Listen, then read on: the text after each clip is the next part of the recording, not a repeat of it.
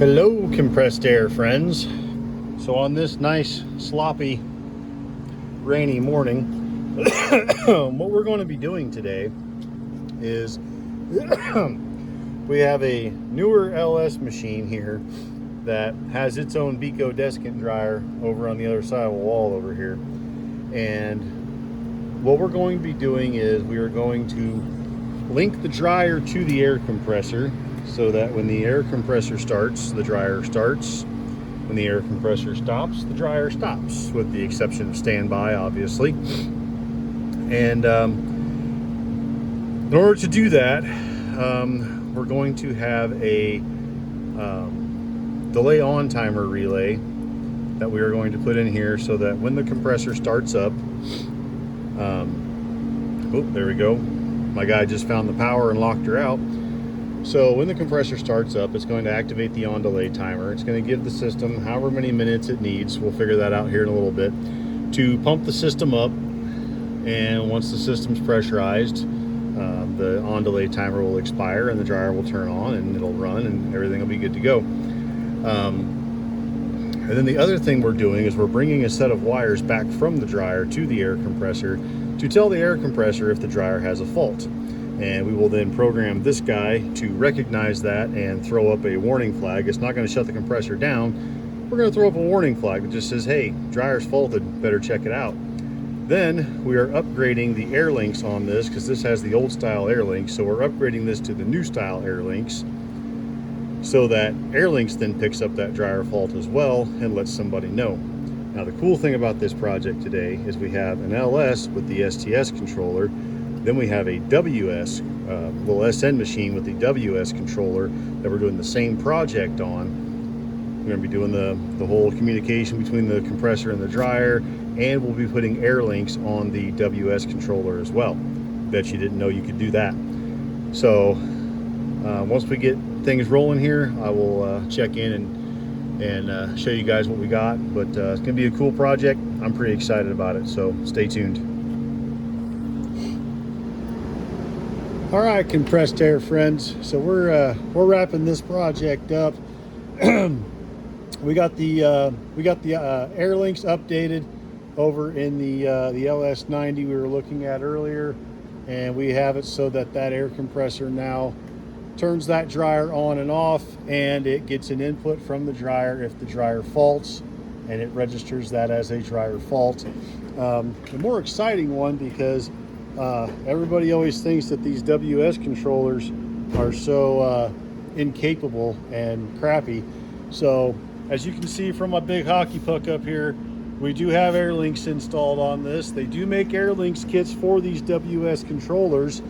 That's all available. The kit, the instructions, everything's available from Sullair. They install in a matter of minutes, literally. I mean, the hardest thing is drilling the hole for the antenna to go through. Everything else is super simple. So I've got my WSPC hooked up here, and we go into our admin page. We have our signal address functions, and so what I've done here is output 7, which on the LS's it's output 9, but on the WS's it's output 7. That gives you a separate common, normally open, normally closed, that you can then use for whatever you would like. So I have my 24 volt signal from the dryer coming over to the common of input 7, and then it's actually normally closed in this application because of how the dryer works, but I have output 7 set to enabled. So basically, if this air compressor is in anything other than manual stop or fault, if it's running, loaded, in standby, whatever, it's going to be commanding that dryer on. Once you shut the compressor off, it commands that dryer to shut off right along with it. So that's that output. And then I used input 9 for right here. So dryer fault, input 9. I actually don't want it to fault though. We're going to turn that off. We're going to go dryer warning, input 9 on. That's what we want right there. So we got all that. So we're going to go ahead and disconnect from this machine right now. And I'm going to show you guys right quick. If you look at this dryer display, stand by, please wait, compressor off. Okay. We are going to scroll back over here and we're going to hit the on button. Okay. Now that we've done that, our dryer is going into its startup phase. Okay. Pressure's building. We're all good in the hood. Now, if I come back over here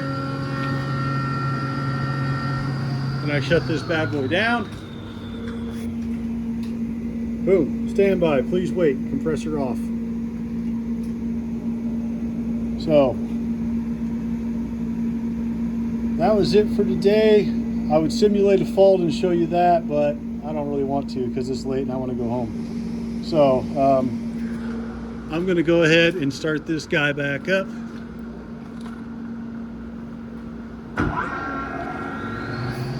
So, get my computer shut down. So yeah, guys, like I said, all that stuff is available from Sullair as far as the Airlinx kits for WS controllers. I'm a big fan of remote monitoring, so I think Airlinx is completely worth the investment.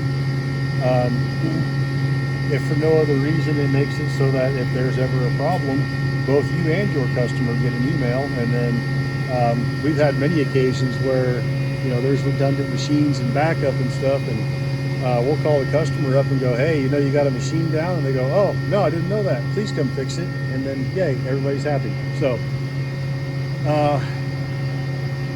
if you guys have questions on how to tie in a dryer and an air compressor like this, not just for Sullairs and Bekos, but really any model, let me know, hit me up, I'll help you out as far as figuring out how to make it work.